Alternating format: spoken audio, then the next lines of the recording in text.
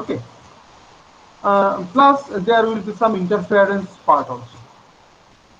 I am specially talking about Cisco WebEx. Okay. কারণ আমাদের আমাদের কিছু এক্স স্টুডেন্ট, পুরনো স্টুডেন্ট, তার মধ্যে দুজন এই সিসকো প্রজেক্টের সঙ্গে রয়েছে। তাদেরই একজনের সঙ্গে আলোচনা করেছিলাম কিছুদিন আগে, লাস্ট ইয়ারে। তো ও আমাকে একটা ওই প্রজেক্টে ছিল, তখন ও আমাকে একটা স্যাম্পল দেখিয়েছিল যে ওরা ইউডিপিটাকে, প্রোটোকলটাকে ইউজ করছে এই কথাবার্তাটা যখন শুরু হচ্ছে সেই সময়টার জন্য। তখন আমি জিজ্ঞেস করলাম ওকে যে কেন, এটা তো রিলায়েবিলিটি রেসপেক্টে তো এটা প্রবলেম হচ্ছে। তখন এইসব কারণগুলো বললো যে এই কারণে আমরা যখন node to node connection establish করছি, that is okay. So when that node to node connection is established in data link layer, okay, then host to host connection is established in network layer. But when it comes to the process to process communication, it switches to the connectionless protocol UDP, because to reduce all those overheads. এবারে দেখো, যদি আমার প্রত্যেকটা data packet যেটা আমার আমি যদি sender হই, আমার থেকে তোমাদের কাছে যাচ্ছে, এবার তোমরা এখন কতজন রয়েছে? Near about 40 student. এবার আমার এই ডেটা প্যাকেটটা কিন্তু মাল্টিপল কপি রেপ্লিকেটেড হয়ে তোমাদের 40 জনের কাছে যাচ্ছে।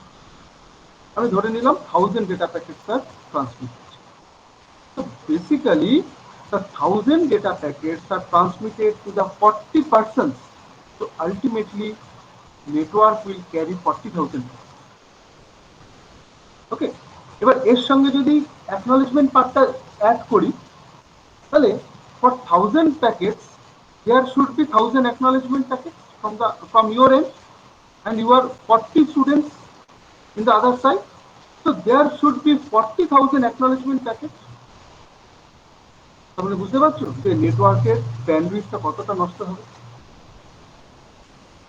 ওকে, এই সব ওভারহেড গুলোকে মিনিমাইজ করার জন্য আরো কিছু আছে, কিন্তু এই মুহূর্তে তোমরা তো সেগুলো বুঝবে না, কারণ তোমাদের নেটওয়ার্কে অনেক কিছুই তোমাদের এখনো শুরু হয়নি।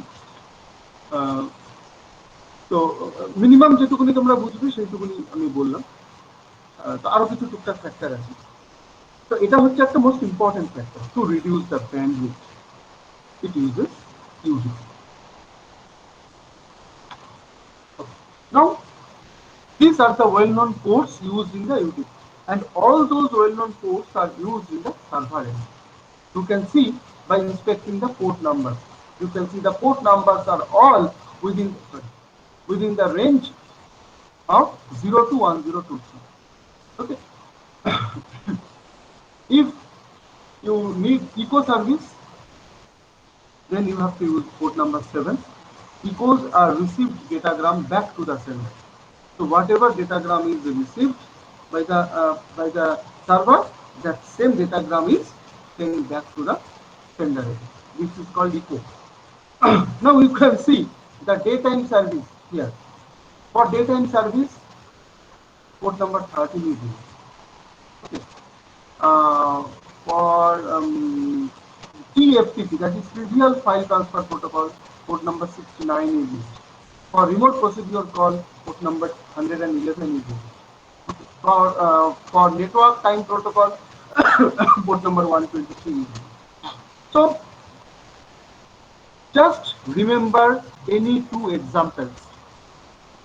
Okay, just remember any two protocol and the corresponding port number.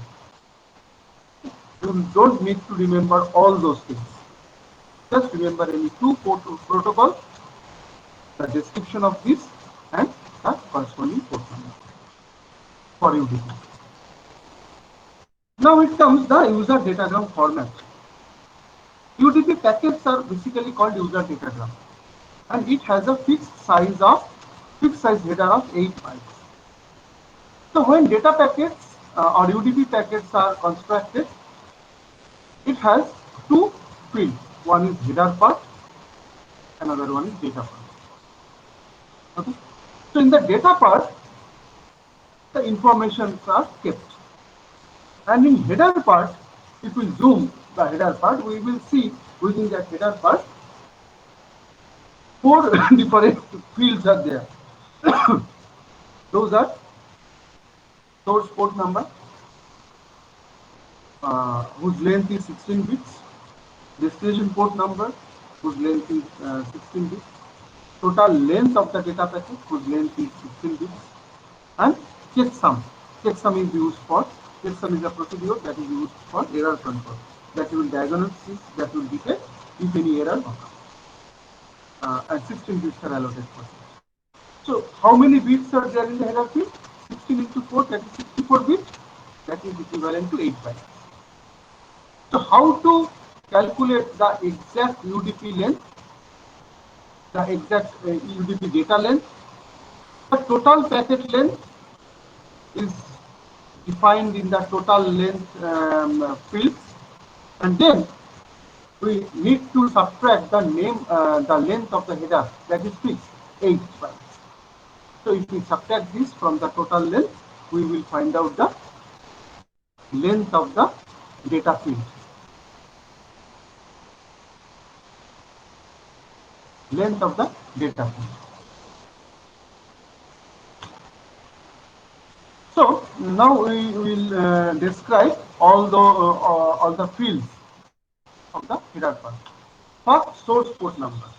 Port number used by the process running on the source host. That is the source port number.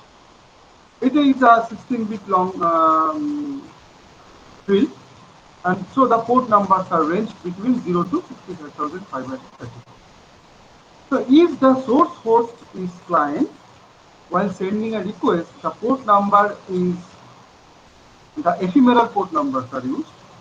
But if the source host is server, then while sending the response to the client, it uses well-known port number. So always remember, server uses well-known port number and client uses ephemeral port number or dynamic port number.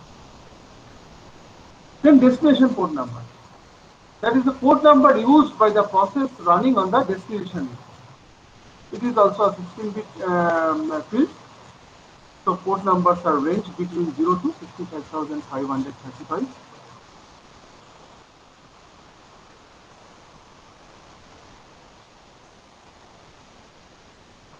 If the destination host is client, then the port number is again an ephemeral or dynamic port number.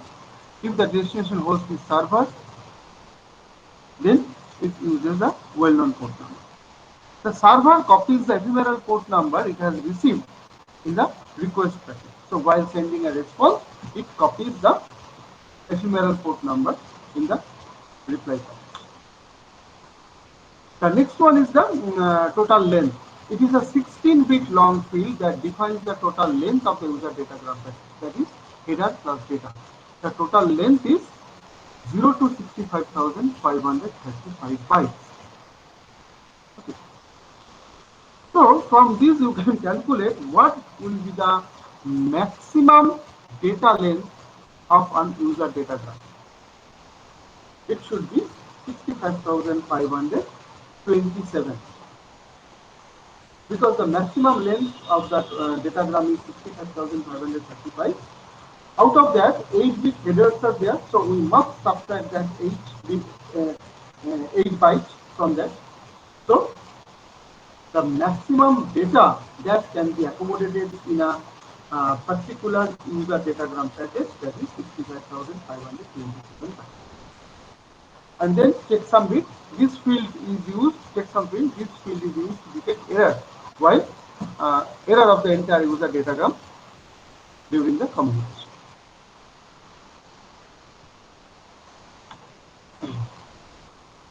Next, the different UDP operations. UDP uses concepts common to the transport layer, and those are connectionless services, flow control and error control, encapsulation and decapsulation, and queuing. So what are the characteristics of connectionless services? Here, no connections are established during the communication. No dedicated connection are established. User datagram can send through UDP in an user datagram that are sent through UDP is an independent datagram. User datagrams are not numbered. UDP can send a stream of data. The large data has to be chopped into different smaller user datagrams. So it is not the case that for only sending the small messages we are using UDP. We can send large data by using UDP. But in that case, that large data should be grouped into small packets. And those packets are transmitted. Next, flow and error control. There is no flow and error control except the checksum part. Okay, so no flow control is there. What is flow control? That is the synchronization between the transmission speed and receiving speed. Transmission speed of the sender and the receiving speed of the receiver, or the processing speed of the receiver. Okay, if receiver is unable to process those packets, then receiver should communicate with the sender, and sender will reduce the transmission speed of the packet. That is the flow control. That mechanism is not in the UDP protocol. And except checksum, there is no other error control mechanism. Next, encapsulation and decapsulation. Next, encapsulation and decapsulation. During transmission, UDP encapsulate and decapsulate message. The next operation is queuing. Queues are associated with the ports. Sir, encapsulation বলতে কি encrypt করা? না, ডেটাগুলোকে encapsulate করে পাঠানো হয় আর receiving সাইডে গিয়ে ওটাকে ডিক্যাপসুলেট করা হয়। এটা ঠিক এনক্রিপশনের মতো নয়, খানিকটা তুমি বলতে পারো ওই তোমরা ইয়েতে যে এনক্যাপসুলেশনের আইডিয়া ইউজ করো অবজেক্ট ওরিয়েন্টেড প্রোগ্রামিংয়ে, জাস্ট লাইক দ্যাট। মানে ডেটাটার উপরে একটা জাস্ট ডেটাটাকে একটা কিছু করে র্যাপ করে পাঠানো হয়। পোস্ট রিকোয়েস্ট, হ্যাঁ পোস্ট রিকোয়েস্ট কোনটা? সার্ভার সাইডে পোস্ট রিকোয়েস্ট হয় না, জিএসএমএস এর একটা পোস্ট রিকোয়েস্ট। হ্যাঁ হ্যাঁ হ্যাঁ, ওইখানে তোমার দুটোতেই তোমার যখন ডেটাটা পাঠানো হচ্ছে তখন একটা কিছু দিয়ে র্যাপ করে পাঠানো হচ্ছে, ওইটাকেই বলা হচ্ছে এনক্যাপসুলেশন। এবং রিসিভিং সাইডে এসে ওটাকে আবার আনর্যাপ করা, ওইটাকে বলা হচ্ছে ডিক্যাপসুলেশন। মানে এনক্রিপশন ব্যাপারটা নয়, কিন্তু এনক্রিপশনটা কিন্তু ট্রান্সপোর্ট লেয়ারের কাজ নয়, ঠিক আছে? বেসিক্যালি ওটা ওএসআই মডেল অনুযায়ী প্রেজেন্টেশন লেয়ারের কাজ, কিন্তু টিসিপি/আইপি মডেলে ওইটাকে অ্যাপ্লিকেশন লেয়ারের মধ্যে ঢোকানো হয়েছে। ওকে, সো নেক্সট হচ্ছে queueing operation. Queues are associated with ports. So client and server both maintains outgoing and incoming queues for each of the ports. Okay, so what are the utilities of those queues? Through those queues, the requests and responses are stored. That means queues act as buffer. That's why there are outgoing queue and incoming queue. In the client side outgoing queue, all those messages are, all those data packets are kept initially, and from that queue, one after another data packets are sent to the server. And while server receiving those data packets are placed initially in the incoming queue, and from the incoming queue, server pick one of the data packets and process. And same thing happens from the in case of server outgoing queue and client incoming queue.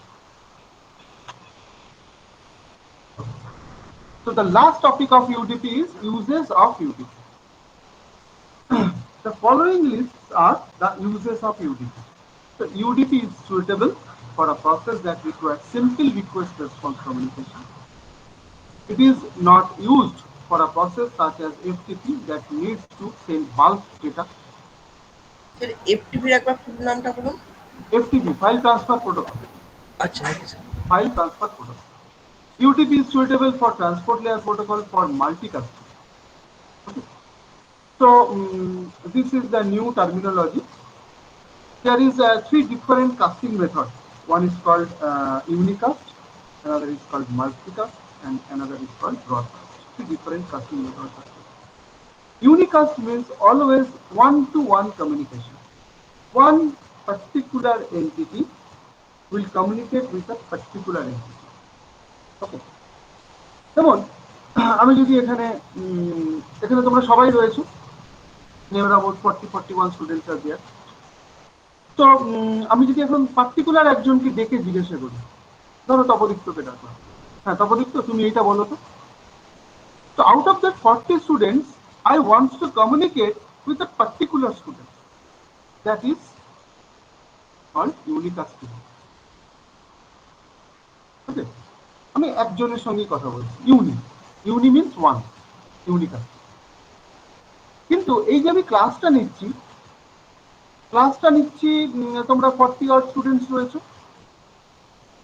So basically I am broadcasting that messages and broadcasting those information, and those broadcastings are used in radio communication, television communication, etc.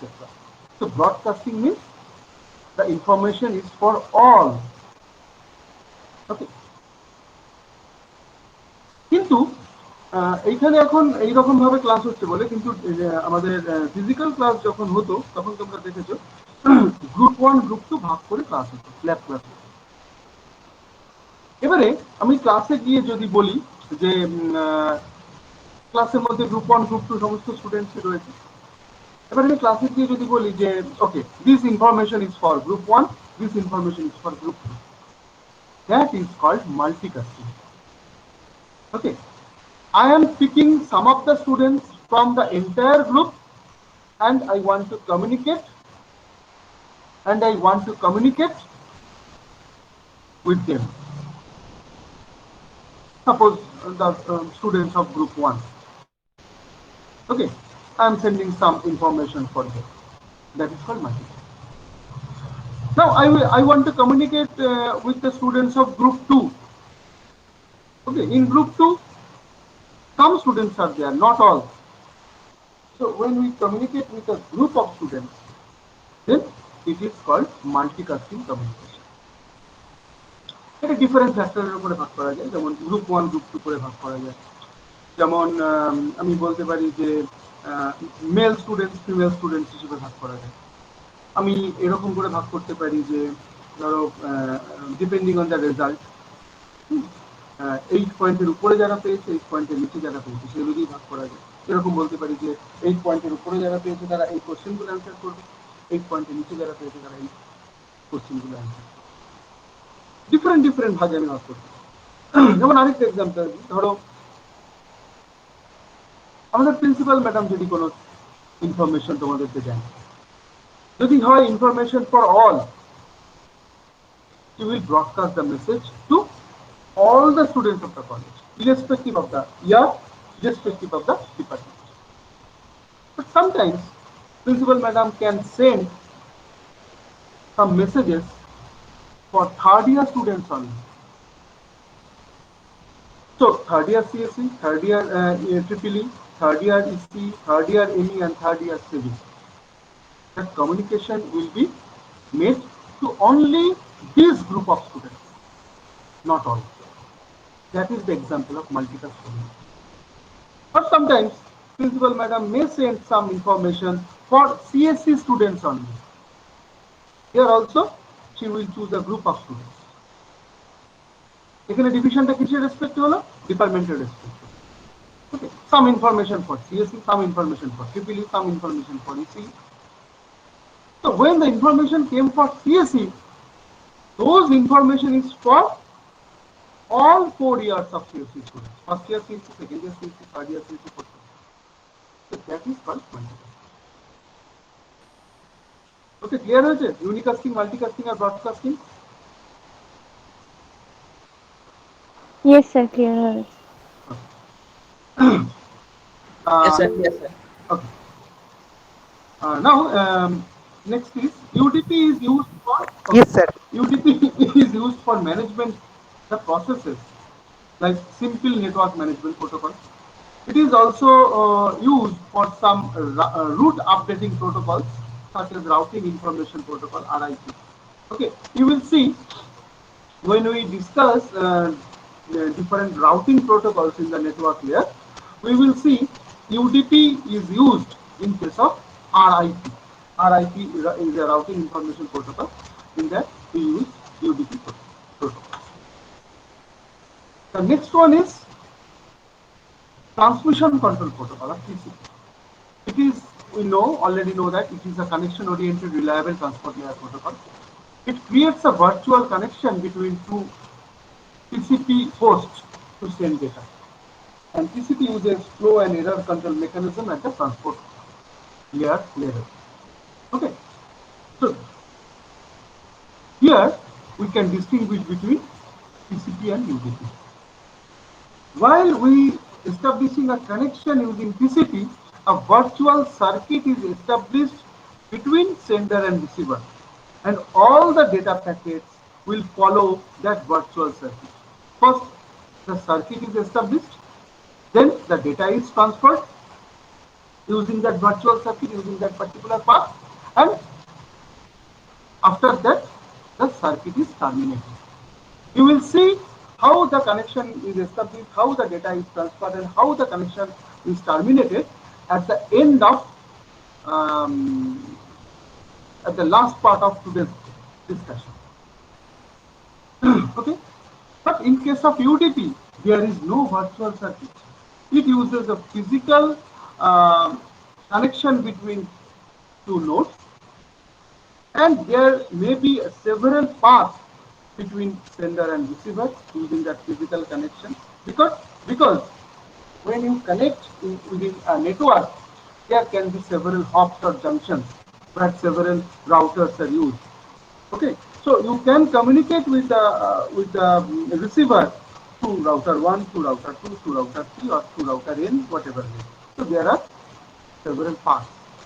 So as UDP is not using the virtual circuit, is not using the dedicated virtual circuit, so it uses the normal physical connections. So while sending the data packets may choose route 1, route 2, route 3, and ultimately at the receiving end, the data packets are received and rearranged according to the number. Okay. So this is the difference. So what are the things we will discuss in the TCP? We will discuss what are the, we will see what are the well-known ports used in TCP, what are the TCP services, what are the TCP features, what is the TCP frame format or segment format, and how TCP connection is established. The thing I have just told you, that how TCP connection is established, data is transferred and it is terminated, it will be discussed in the TCP connection part. So this is the well-known ports used in the TCP. You will see some of the protocols that are common to UDP and TCP that uses the same port number, like daytime. In daytime protocol, TCP uses 13, port number 13. You can see UDP is also uses port number 13. Okay, so these are same.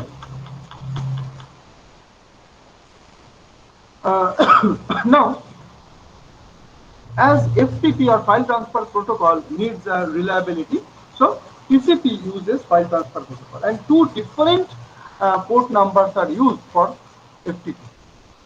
FTP control file transfer protocol control connection for establishing a connection.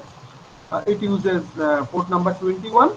Then after establishing the connection, using port number 20, it sends data from one host to another host. So two different protocols, two different port numbers are used for FTP. Other than this, for simple mail transfer protocol, port number for SMTP, port number 25 is used. For HTTP, all of you know, port number 80 is used. Port number 111 is used for remote procedure call, and you can see that same port number is used for UDP protocols also. Okay. For telnet, port number 13 is used. Sorry, port number 23 is used. Through telnet, we can remotely log into other systems, etc. For domain name service, port number 53 is used, or for DNS actually, port number 53 is used. Okay, so several some port numbers are given here, well-known port numbers that used in the TCP. So just remember 2 or 3 protocol name and its description along with the associated port number. Just remember 2 or 3 protocols with port number. Now, what are the TCP services we are getting? The following lists are the services offered by TCP to processes at the application layer. Process-to-process communication, stream delivery service, sending and receiving buffers, and segments. So these are the services offered by TCP. So in case of process-to-process communication, TCP provides process-to-process communication using port number. For server process, well-known port numbers are used. For client process, dynamic or ephemeral port numbers. Next service is the stream delivery service. It is a stream-oriented protocol.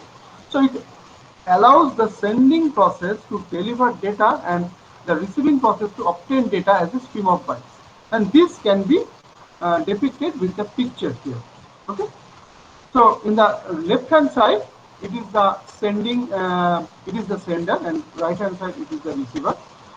So a process executing in the sending end will send a stream of bytes using that virtual circuit to the receiver, and receiver process, the receiving process is receiving the bytes, receiving that bytes. Okay. So the virtual circuit connection is shown here with this pipe. Next, sending and receiving buffer.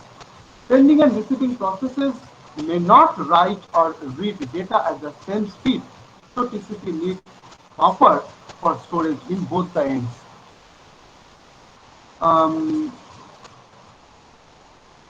The same concept was used in UDP also here. In the queue, the queues are basically used as a buffer.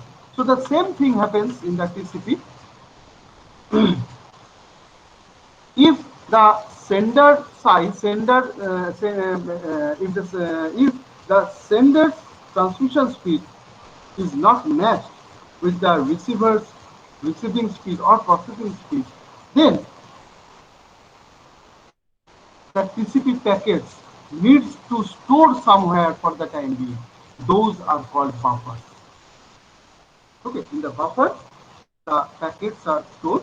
Then from there, the receiver will pick one of the packets for processing, and sender will store some packets on the buffer that will be sent next after getting the acknowledgement from the receiving side. Okay, clear? এই পার্টটা clear হলো কি? বাফারের পার্টটা? Yes, sir. Yes, sir. Yes, sir. বুঝতে না পারলে বলবে, problem হলে বলবে। Next part is the segment. Internet protocol layer or IP layer as a service provider for TCP needs to send data in packets, not as a stream of bytes. So in transport layer, TCP groups a number of bytes together into a packet that is called segment. So as IP uses packets, data packets. So while these data packets come to the transport layer, TCP needs to send those data packets as needs to send those data as packets, not as a stream of bytes. So the total information is divided into several small data packets. For TCP, these data packets are called segments, and those data packets are sent one after another. Okay. So data packets are initially stored in the buffer, and from buffer, the data packets are sent to the receiving. Next, the TCP has different features like the numbering system, the flow control, error control, congestion control. In the numbering system, we have three different numbers. First, the byte number. The bytes of data being transferred in each connection are numbered by TCP. Then a sequence number. Each data packet segment assigns a sequence number. The value in the sequence number field of a segment defines the number of the first data byte contained that segment. Then acknowledgement number. Acknowledgement number is cumulative. So whenever a data packet sent from sender by using the TCP protocol, a sequence number is assigned to that data packet. And after receiving the data packet by the receiving end, the receiver sends the corresponding acknowledgement by sending some numbers. Okay. So there should be a relation between sequence number and acknowledgement number. The things will be clear when we discuss the TCP segment format.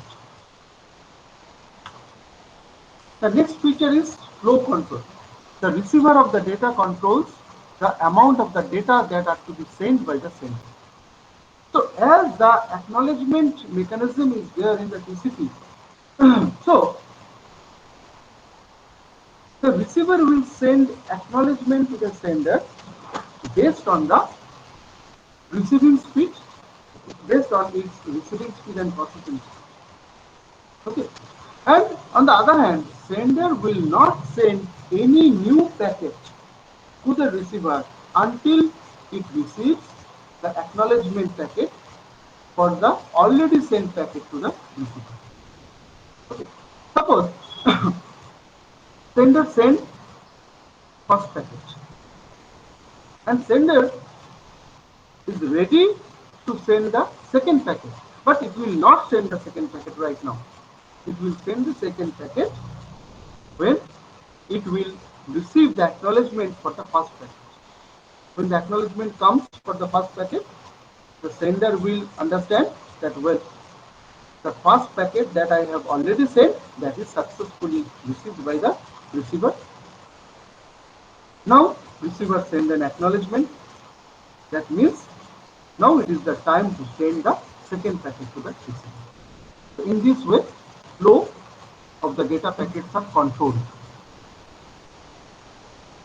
Now we will discuss different flow control mechanisms in some other day. Then error control. TCP implements an error control mechanism. Error control considers a segment as the unit of the data, as a unit of data for error detection. So during the communication, it may happen that some data value has been changed. So if the data value are changed, that means that there is an error. So we need to detect that error. So two things are there. One is error detection, one is error correction. So some mechanisms are there to detect that error, and some mechanism is there to correct that error. So that error detection mechanism is there in TCP, through which we can control the error. And the next one is congestion control. The amount of data sent by sender is not only controlled by the receiver, but is also determined by the level of congestion in the network. Congestion means when more and more sorry, when more and more data packets are arrived in the network, then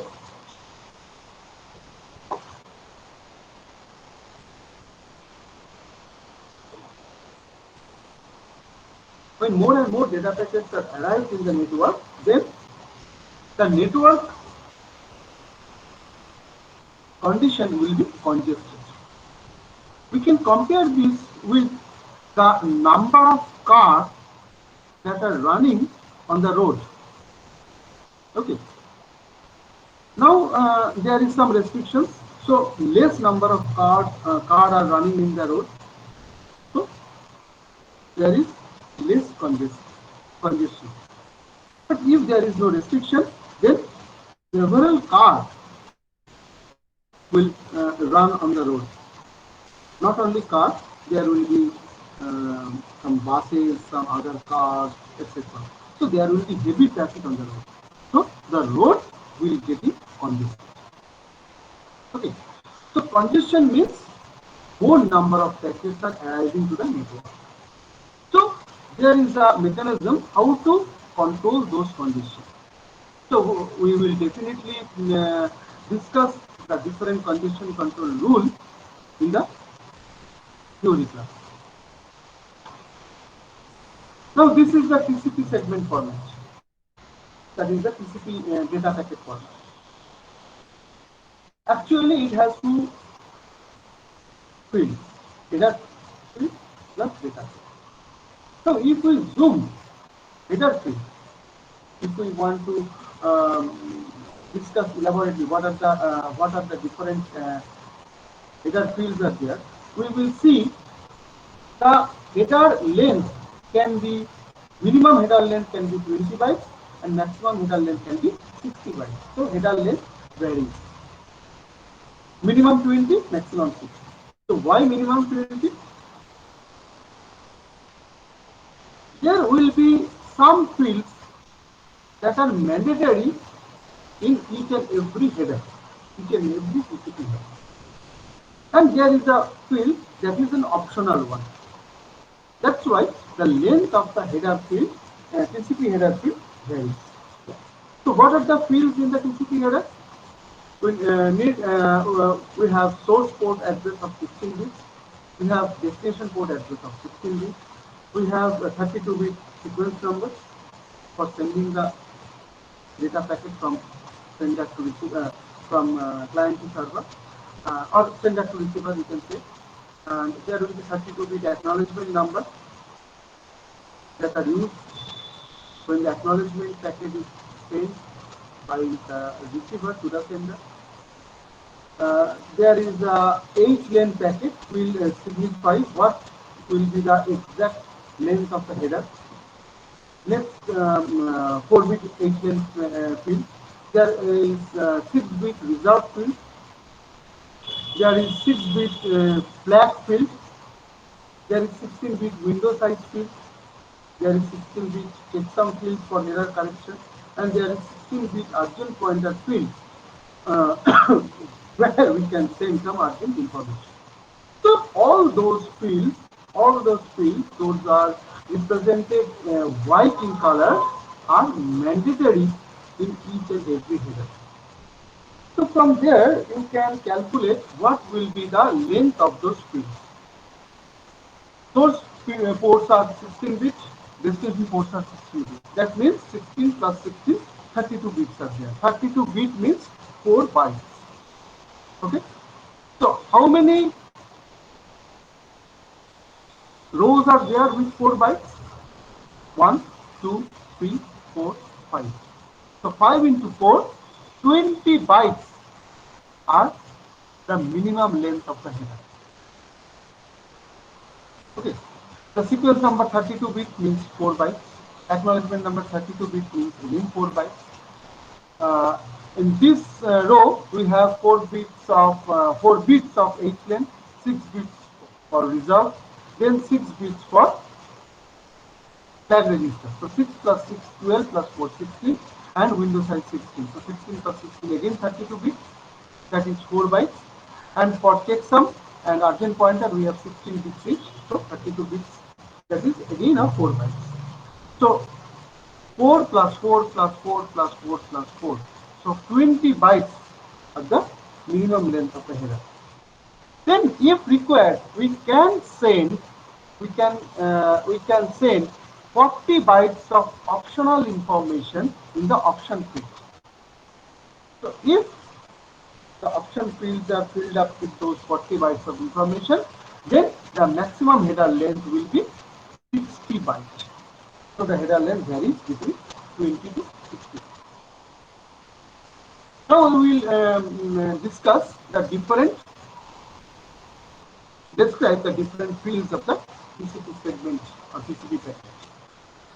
The TCP segment consists of a 20 to 60 byte header followed by data. The header length is 20 bytes if there is no optional information, and the header length is up to 60 bytes if it contains some optional information. Now we will discuss what are the different fields that are present in the TCP packet format or TCP segment format. First, to start with the source port address. It is a 16-bit field that defines the port number of the application program in the host that is sending the segment by the sender. Then destination port number, it is the 16-bit field that defines the port number of the application program in the host that is receiving the segment in the receiver side. Next, sequence number, it is a 32-bit field that defines the number assigned to the first byte of data contained in the segment. So, as the total information is divided into several small data packets, that is called TCP segment. So, if the TCP segments are not numbered, then it will be very hard to reorganize the packets in the receiver side. That's why TCP assigns a number to those packets. Okay? Number 1, 2, 3, 4, etc. Then acknowledgement number. This 32-bit field defines the byte number that the receiver of the segment is expecting to receive from other party. Okay?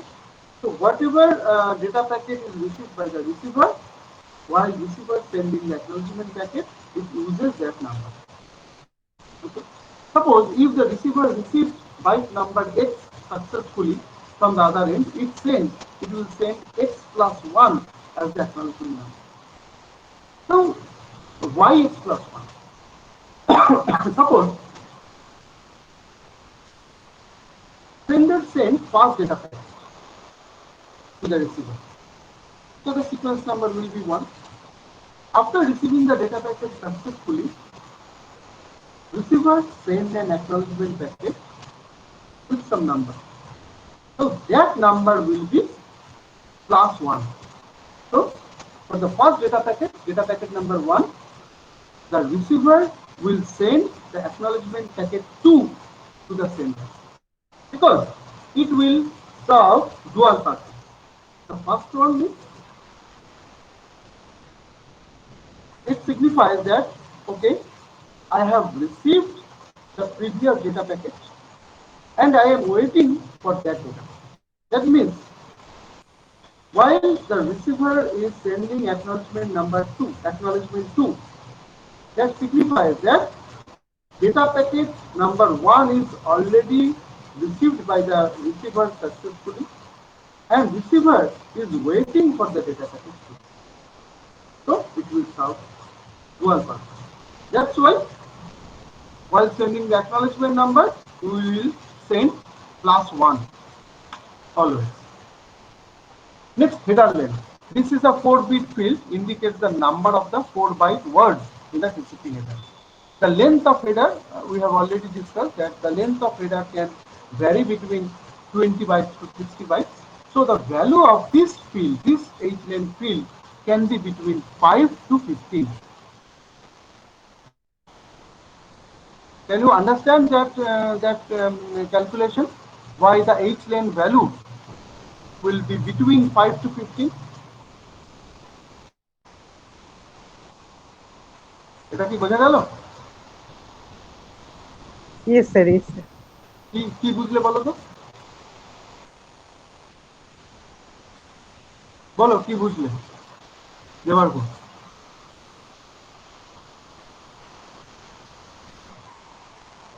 Debarg?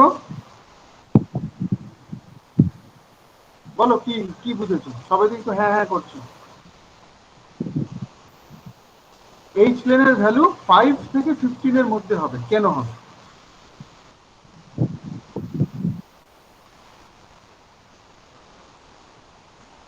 Sir বলবো? Sir ওটা 4 bit field ছিল আর এটা হ্যাঁ বিশাল, একটু পরে জিজ্ঞেস করছি তোমাকে। 5 থেকে 60 মধ্যে, তাহলে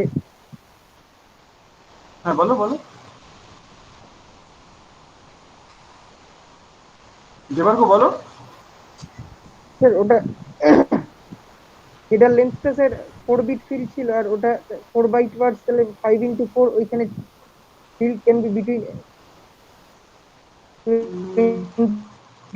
খুব একটা ক্লিয়ার হলো না আর কি। আচ্ছা বিশাল, বিশাল দেখি কি বলবে। Sir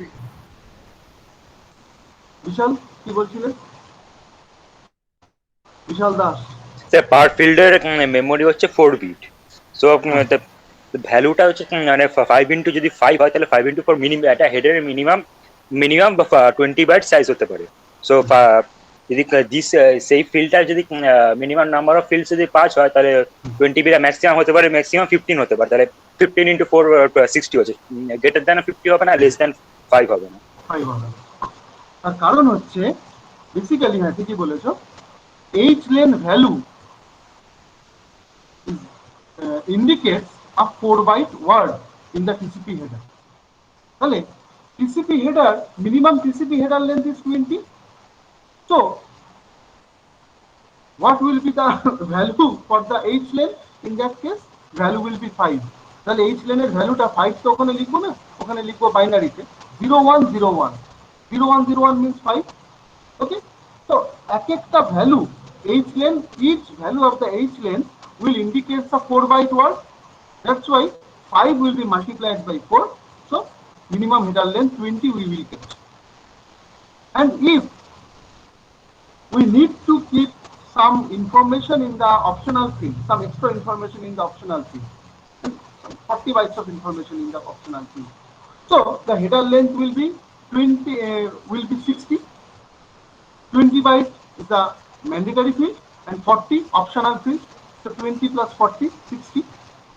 So how to indicate that the header length is 60? That will be indicated by placing the value 1111 in the header length. Okay, so 1111 means 15. So the value indicates a 4 byte word. So 15 into 4, 60. তো এবার ধরো basically optional ফিল্ডে কি সবসময় আমরা পুরো ডেটাই দেবো, পুরো 40 বাইটস অফ ইনফরমেশনই দেবো, এটা তো নাও হতে পারে। Okay, suppose we need to keep 20 bytes of additional information in the optional field. In that case, what will be the total header length? 20 bytes of mandatory field and 20 bytes of optional field. So 40 bytes. Okay, 20 bytes. Suppose 18 bytes of or 16 bytes of additional field. Okay, তাহলে total field কত হচ্ছে? 20 bytes of mandatory field and 16 bytes of optional field. 20 plus 16 কত হচ্ছে? 36 bytes of 36 bytes। তাহলে 36 bytes যদি হয় তাহলে H লেনের ভ্যালু কত হবে?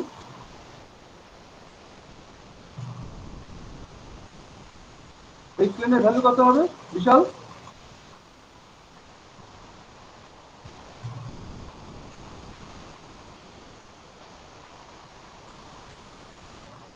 বিশাল H লেনের ভ্যালু কত হবে?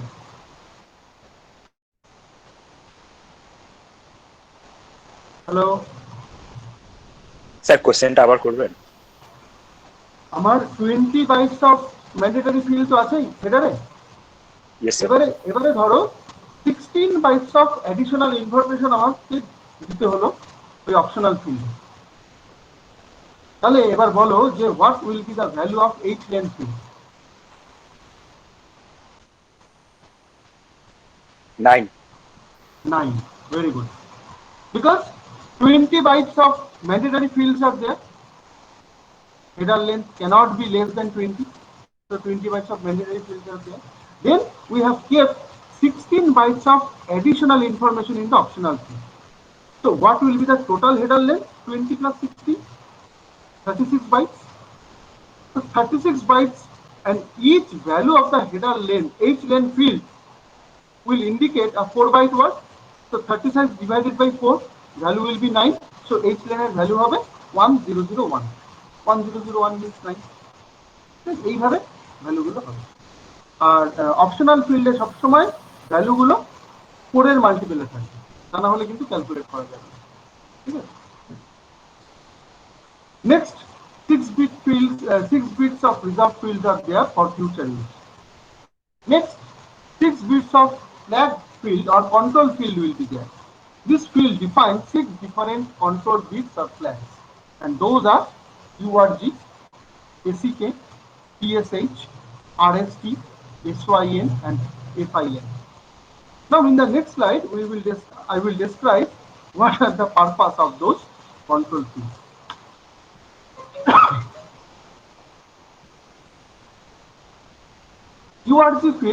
URG control field is used to point out whether the data value of the urgent pointer field is valid or not. Data value of the urgent pointer field is valid or not. You can see there is a urgent pointer field here in the TCP segment, and where we can send some urgent information. Okay, so whenever we send urgent information in the urgent pointer field, then that urgent URG flag or URG control field value should be set to 1. So by inspecting that URG field is showing value 1, URG control field is showing value 1, that means some valid information are kept in the urgent pointer field. Okay, so the urgent point that are kept in the urgent pointer field, that will be processed. Next, ACK, the value of the acknowledgement pointer field is valid. It is not the cases that always we are sending acknowledgements. No, acknowledgements are sent by the receiver, and while sending the acknowledgement packet from the receiver to the sender, then the acknowledgement number should be placed in the acknowledgement number field, 32-bit acknowledgement number field, and this ACK control field is set. So while the ACK control field is set, that means it is an acknowledgement packet that are propagating from receiver to sender. Then PSH, push the data. That means the data is transferred from one place to another. RST, reset the connection. Sometimes we need to reset the connection. As we know that virtual connection has been established in case of TCP connection, so sometimes we need to reset that connection. So while we reset that connection, this RST control field is set by value 1, and the data packet is sent from one place to another, so that the other party will inform about that resetting the connection. Then SYN, this control field is used to synchronize the sequence number during the connection. Okay, the synchronization of sequence number is very crucial because it is a reliable communication. If the sequence number are not synchronized, then it will create a problem while sending a acknowledgement packet from the receiver to the sender. And then the last control field is FIN. This control field is used to terminate the connection. So while always remember one thing, server is always open. Server never terminates. It is the client which takes the initiative to establish the connection with the server, irrespective of the protocol, whether it is a UDP or whether it is a TCP. Client always takes the initiative to set up the connection with the server, and client always terminates the connection. Remember, server never terminates any connection with the client. It is the client who sends the data packet to the server to terminate the connection. Then then server disconnected. Okay. So while client wants to terminating the connection, it will set that FIN control field to 1 and will send the data packet to the server. After receiving the data packet will realize after receiving the data packet, the server will realize, okay, client wants to terminate the connection. Now the next field is window size. This field defines the size of the window in bytes. Now the window size is used for flow control mechanism. Okay?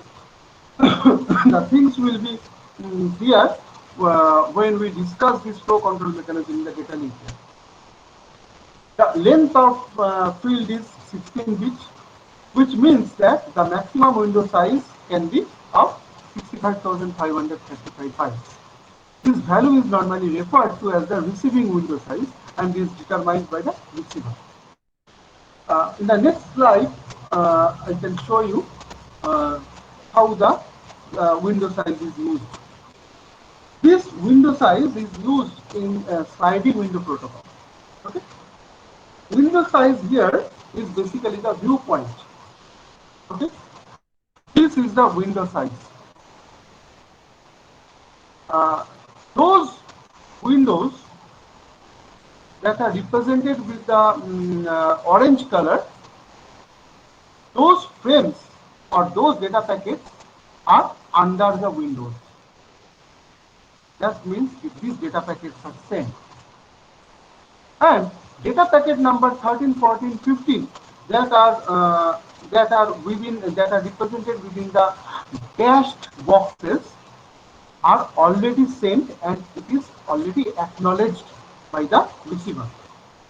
But the data packet number 0, 1, 2, 3, 4, 5, 6 that are represented within the orange color boxes, those data packets are sent, but its acknowledgement are not received.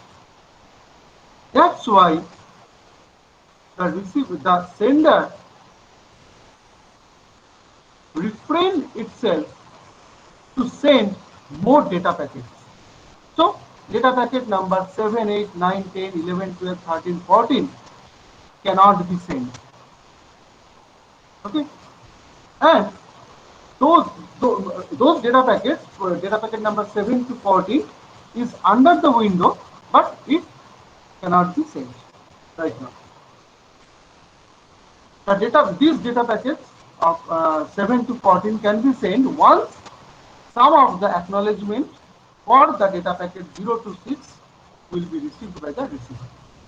And the data packet number 15, 0 and 1 that are showing in the dotted box in the right hand side, it is not under the window. So these data packets cannot be sent. It can only be sent while it will be under the window. So when it will be under the window? Now suppose the data packet, acknowledgement comes for the first two data packets, that is for data packet number 0 and data packet number 1. Okay, so in that case, this window will slide towards two position right hand side. So this value 0 and 1 will be out of the window because the acknowledgement has already received for these two data packets 0 and 1. So these two data packets are out of the window and two new data packets 15 and 0 from the right hand side will be under the window. Okay. So while two data packets are the acknowledgement for these two data packets are received, then the sender can send two more data packets to the receiver. So data packet number 7 and 8 could be sent to the receiver. Okay, and 15 and 0, these two data packets will be under the window. So it seems that window slides towards this right. Okay, this is the example, and the things will be clear while we elaborately explain the flow control mechanism. in the data entry.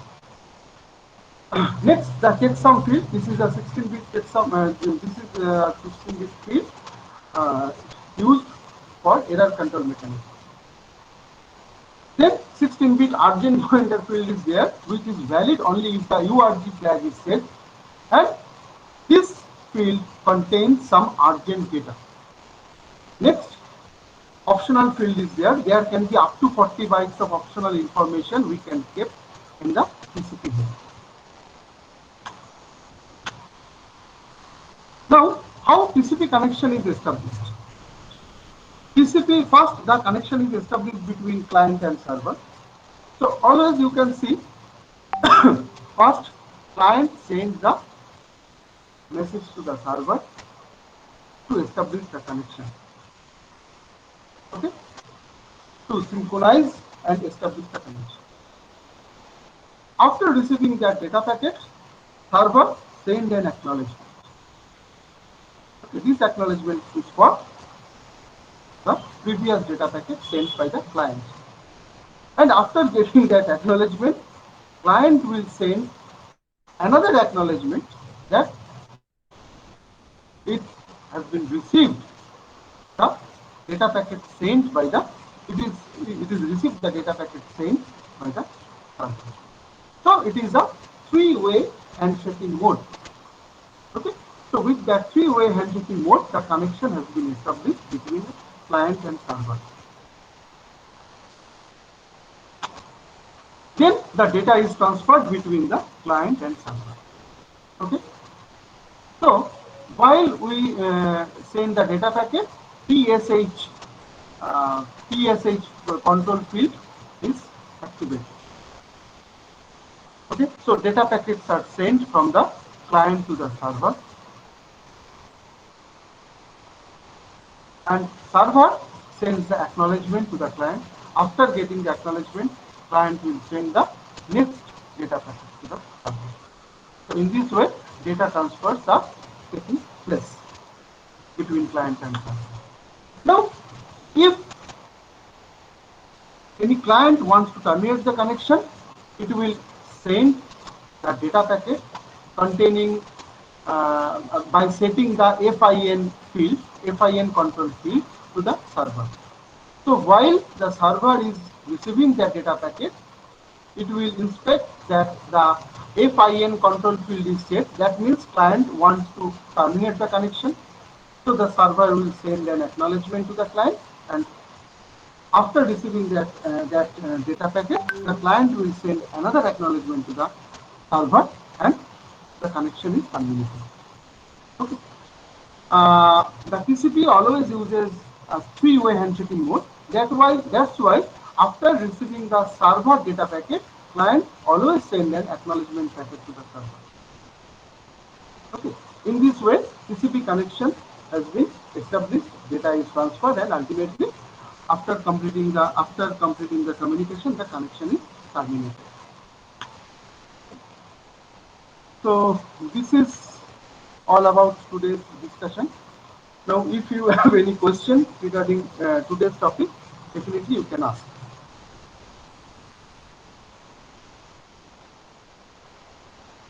Or I am taking your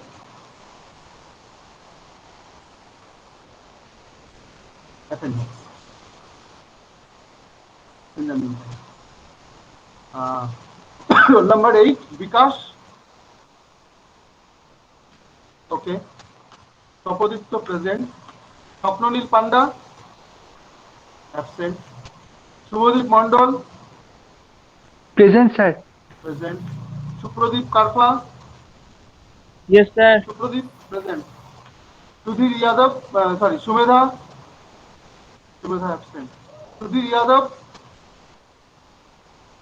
Sudhir কোথায়? Sudhir join করেছিল তো?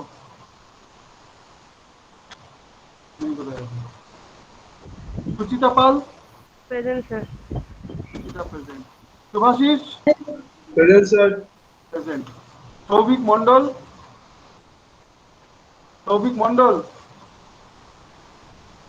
absent.